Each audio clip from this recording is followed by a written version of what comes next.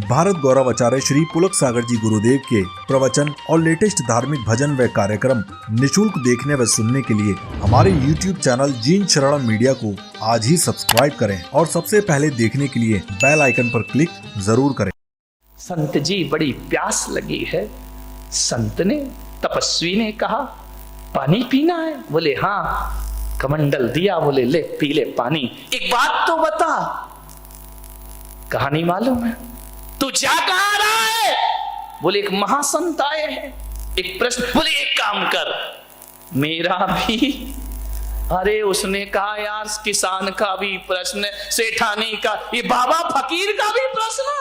हाँ, बोले ये बोलना कि मैं 12 वर्षों से तपस्या कर रहा हूं, मुझे बोधि की प्राप्ति नहीं हो रही, ज्ञान नहीं मिल रहा है।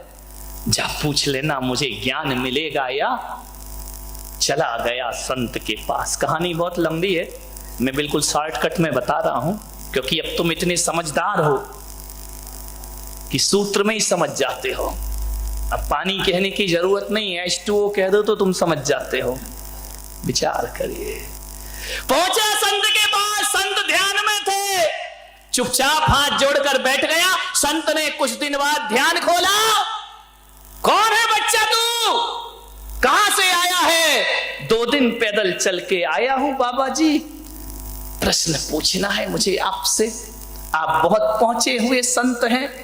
संत ने कहा ध्यान के बाद ही मैं उत्तर देता हूं, तू सही समय पे आया है। लेकिन बच्चे, मेरा एक नियम है। बोले क्या? बोले एक दिन में मैं केवल 3 प्रश्नों के उत्तर देता हूं, 3 से ज्यादा नहीं देता हूं, उससे ज्यादा मैं कुछ नहीं जानता। बच्चे ने कहा लो मरे, प्रश्न है 4 और बाबा उत्तर देंगे कितने का? 3 का। एक सेठानी का प्रश्न, एक किसान का प्रश्न, एक बाबा का प्रश्न और एक मेरी मां का प्रश्न। संत ने कहा 3, ओनली 3, 4 नहीं। बच्चे ने सोचा क्या करूं, किसका पूछूं, किसका छोड़ूं? अब सेठानी का छोड़ देता हूं। नहीं भाई, उसने रात विश्राम दिया मुझे, उसने कौन सा गलत पूछा, बच्ची का भविष्य तो पूछा है। ऐसा करो किसान का छोड़ देते हैं। फिर मन में आया किसान खेत जोतता, फसल उगाता, तब सबको भोजन। यदि किसान ना रहेगा तो पूरा देश भूखा मर जाएगा, इसलिए किसान का प्रश्न में नहीं, बाबा का छोड़ो। अरे यार, बाबा ने कौन सा अधार्मिक प्रश्न किया है? बाबा ने धार्मिक प्रश्न ही तो किए कि ज्ञान मिलेगा कि नहीं मिलेगा। जिसने पानी पिलाया उसका प्रश्न। ऐसा करो मां का प्रश्न। अरे उसी मां ने तो मुझे भेजा है, वो नहीं होती तो ये 3 कहां से मिलते? मेरी मां ने क्या बिगाड़ा है? सोच में पड़ गया। बाबा ने कहा जा बच्चे 3 प्रश्न पूछ। बच्चे ने 3 प्रश्न पूछे, लौट कर आया। किसान मिला, बाबा मिला। क्यों रे, मेरा प्रश्न पूछा? हाँ बाबा जी पूछा। क्या बोले संत? बोले तुझे ज्ञान जरूर होगा, इसी वक्त बोधि की प्राप्ति होगी, तो अभी तक क्यों नहीं हो रही? बोले तू अपनी जटाओं में जो मणि छिपा के बैठा है उसे निकाल, क्योंकि तेरा ध्यान मणि में है, तेरा ध्यान भगवान में नहीं लग रहा है। वो मणि तेरी बाधा बन रही है, उसे निकाल के फेंक, तुझे ज्ञान प्राप्त हो जाएगा। उसने अपनी जटाएं खोली। बोले हाँ बेटा, मैंने मणि तो छिपा रखी, बड़ी कीमती है। तो बोले जब तक ये है तब तक तुझे ज्ञान मिलने वाला, सोच ले मणि रखना है या भगवान का ध्यान रखना है। उसने कहा बेटा, तूने मेरी जटाएं नहीं खोली, मेरी आंखें भी खोल दी। ले बेटा, ये मणि मैं तुझे प्रदान करता। उसने कहा नहीं बाबा, ये मैं क्या करूंगा, मैं गरीब आदमी। बोले बेटा रख लो, रख लो, मैं किसी को क्यों दूं? तूने मुझे ज्ञान दिया, मैं तुझे दान प्रदान करता हूं, ले जा, आज मैं तुझे प्रदान करता हूं। मणि हाथ में ली, कान में ही मत लगा, इधर ध्यान भी रख। मणि हाथ में ली, चला। अब कौन मिला? इतना भी भूल गए? वो तो प्रश्न भूला, तुम कहानी भूल गए। किसान मिला, किसान ने कहा बोल बेटा, क्या पूछा? मेरा पूछा या नहीं? बोले पूछा। क्या बोले? बोले किसान तेरे खेत के वृक्षों में फल जरूर आएंगे, फसल जरूर लगेगी, तो अभी तक क्यों नहीं लगे? बोले तेरे पेड़ के नीचे कुछ गड़ा हुआ है, उससे जड़ें जमीन तक नहीं पहुंच रही हैं, उससे टकरा रही हैं, इसलिए पेड़ फलता फूलता नहीं। बोले ठहर बेटा, उसने खुदाई की, सोने के घड़े मिले जिसमें अशरफियां रखी हुई थी। किसान की आंखें चौंधे आ गई, बरसों से भूखा मर रहा हूं, गरीबी का शिकार बन रहा हूं, ये सोने के घड़े।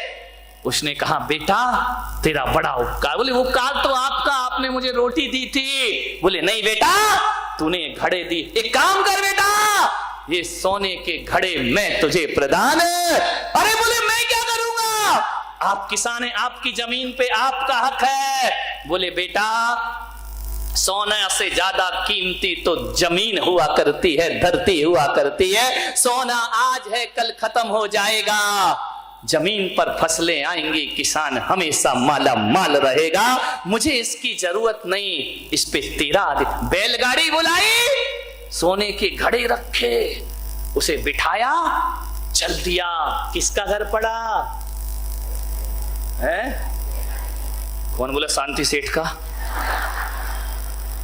सेठानी का घर पड़ा। बैलगाड़ी रुकी, सेठानी निकल के आई। क्यों रे? पैदल गया था, बैलगाड़ी ये क्या भरा है पीछे? बोले मुझे नहीं मालूम अम्मा, मेरा प्रश्न पूछा। बोले हाँ पूछा। क्या बताया? बोले तेरी लड़की की शादी जरूर होगी। जरूर होगी? बोले हाँ। कब होगी? बोले जिस लड़के को देखकर तेरी लड़की की आवाज वापिस आ जाए वही उसका पति होगा। इतने में पीछे से लड़की दौड़ी आई, लड़के पे निगाह पड़ी, उसने आवाज लगाई, अम्मा मैं बोलने लगी हूं। अम्मा ने कहा हो गया बेड़ा, पकड़ा दूल्हा बनाया। कौन बोला? विट्ठल काश हम होते, कोई नगर सेठ का लाव लश्कर जा रहा होगा, दूल्हा बना लड़का, दुल्हन उतर रही है। माँ ने पूछा कहां से पधारे हैं आप? बोले पधारा नहीं, मैं तेरा बेटा। तू मेरा बेटा? पागल, ये कहां से चुराया? अब गरीब क्या सोचे भाई, तू वापिस कर क्या? मैंने तुझे मना किया, मैंने तुझे संत के पास भेजा था। बोल मेरा प्रश्न पूछा या नहीं पूछा? बोले माँ प्रश्न तो नहीं पूछा, लेकिन उत्तर साथ लेकर आया हूं। बोले क्या साथ लेकर आया है? बोले माँ देख, आज मुझे लगा कि अमीरों के घर में पैदा होके बड़ी बड़ी डिग्रियां लेकर भी आदमी वो संस्कार नहीं पाता जो माँ तुझ गरीब माँ से मैंने संस्कार प्राप्त किए हैं। माँ मैं संत के पास पहुंचा, संत ने कहा 4 में से 3 प्रश्न पूछना, 1 प्रश्न छोड़ देना। बेटा किसका प्रश्न छोड़ा? माँ तेरा प्रश्न छोड़ा। बोले क्यों? बोले मेरे मन में आया कि अपने लिए तो सब जीते हैं, दूसरों के लिए जीकर देखो जीवन कैसा हुआ करता है। मैंने अपना स्वार्थ छोड़ दिया माँ। और देख माँ तेरा प्रश्न क्या छोड़ा, मैंने अपना स्वार्थ छोड़ा, उसका परिणाम आज ये सब संपदा लेकर तेरे घर में आया हो माँ। ये जो भी मिला है तेरे प्रश्न ना पूछने से मिला है, ध्यान रखिए। मान्यवर निजी स्वार्थ छोड़ करके जीने का प्रयास करो। जो मांगने से नहीं मिलता वो लुटाने से प्राप्त हो जाया करता है, ध्यान रखिए। ये भारत की संस्कृति है। माँ यदि तेरा प्रश्न पूछता तो शायद उत्तर ना मिलता। मैं तो उत्तर ही नहीं समाधान भी साथ लेकर आया हूं। ये तेरी बहू है, बहुत धनपति घर की है। माँ आज से फटे पुराने कपड़े छोड़, देख तेरा अनपढ़ गंवार बेटा संस्कारों की संपदा लेकर तेरे दर पे वापिस आया है। ध्यान रखना, सोचना है आपको, कभी आपने निजी स्वार्थ छोड़ा है? कैसी इबादत करते हैं भगवान की, हर जगह अपना स्वार्थ। मैं सुखी, मेरा नाम, मेरी प्रतिष्ठा, मैं ही सब कुछ। नहीं मेरे भाई, ध्यान रखना, जो दूसरों के लिए जीते हैं उन्हें मौत भी पास नहीं आती है। क्या मार सकेगी मौत उसे, औरों के लिए जो जीता है, मिलता है जहां का प्यार उसे, औरों के जो आंसू पीता है। क्या मार सकेगी मौत उसे, औरों के लिए जो जीता है, मिलता है जहां का प्यार उसे, औरों के जो आंसू पीता है। क्या मार सकेगी मौत उसे, जिसने विष पिया बना शंकर, जिसने विष पिया शंकर, जिसने विष पिया बनी मीरा, जो छेदा गया बना मोती, जो काटा गया बना हीरा, धरती को दिए जिसने बादल, धरती को दिए जिसने बादल, वो सागर कभी न रीता है, मिलता है जहां का प्यार उसे, औरों के लिए जो जीता है। क्या मार सकेगी मौत उसे,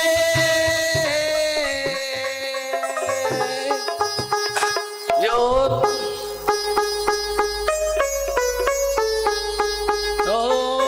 जिसने विष पिया बनी मीरा, जिसने विष पिया बना शंकर, जिसने विष पिया बना शंकर, जिसने विष पिया बनी मीरा, जो छेदा गया बना मोती, जो काटा गया बना हीरा। विचार करना है आपको, जो अपने लिए जीता है उसे कुछ नहीं मिलता, जो औरों के लिए जीता है वो भगवान कहलाया करता है। मेरे भाई, 24 घंटे में क्या 2 मिनट भी आप औरों के लिए जीकर जीवन नहीं देख सकते हैं? मान्यवर, होना होता है जिनको अमर, वो लोग तो मरते ही आए। होना होता है जिनको अमर, वो लोग तो मरते ही आए। औरों के लिए जीवन अपना बलिदान वो करते ही आए। है कर्म योग ही योग बड़ा, यही रामायण यही गीता है। मिलता है जहां का प्यार उसे, औरों के जो आंसू पीता है। क्या मार सकेगी मौत उसे? ध्यान रखिए, कभी मैं कह रहा हूं पहले मदद उसके बाद इबादत। ध्यान रखिए, लोगों की मदद करिए, सहायता करिए, तो आपका जीना सार्थक होगा। समय हो गया, आपका 1 घंटा हुआ है, आज 9:15 पे दिया था माइक, लेकिन आपसे मेरा इतना ही निवेदन, 2 दिन की और ज्ञान गंगा महोत्सव बचा है। कल का प्रवचन विशेष प्रवचन है और परसों तो समापन है। आप सबने जो मेरे विचारों को सुना है, सम्मान दिया है, मैं अनुग्रहित हूं आपका कि आज इस कलयुग में अच्छे विचारों को जीना अलग बात है।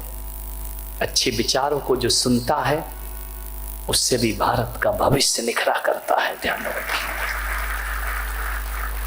जब एक गलत बात बार बार सुनो तो जीवन गलत हो जाता है, और अच्छी बात बार बार सुनो तो जीवन अच्छा हो जाया करता है।